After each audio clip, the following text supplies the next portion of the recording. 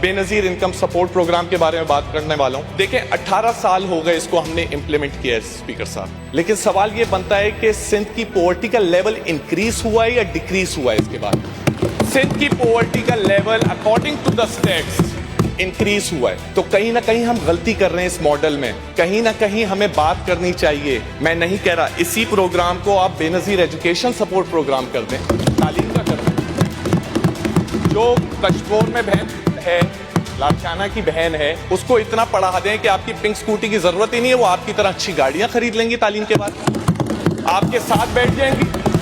اس میں کرنے میں کیا تکلیف ہو رہی ہے؟ جب میں نے اب ڈالرز میں نکالی یہ اماؤنٹ, 100 ارب ڈالر ہم نے خرچ کر دیے اتنے ٹائم میں. IMF کے 1-2 ارب ڈالر کے لیے ہمیں اٹھک بیٹھک کرائی جا رہی ہوتی ہے پورے پاکستان کو, عوام کو, سیاستدانوں کو, سب کو. میرا سوال ہے اس کے سلوشن کیا ہے؟ سلوشن جو ہے انڈسٹریلائزیشن ہے. کیا یہ اچھا نہیں ہے کہ بے نظیر انکم سپورٹ جیسا پروگرام ہے وہ اچھا ہے, اس کو منیمائز کر کے 400 ارب ہر سال, 1 سال سندھ کو ملے, 1 سال KPK کو ملے, 1 سال بلوچستان کو ملے, 1 سال پنجاب کو ملے, اور اس 400 ارب کو بولا جائے کہ آپ انڈسٹریز لگائیں. جاب اپرچونیٹیز بھی کریٹ ہوں گی, غربت بھی کم ہوگی, ملک بھی ترقی کرے گا.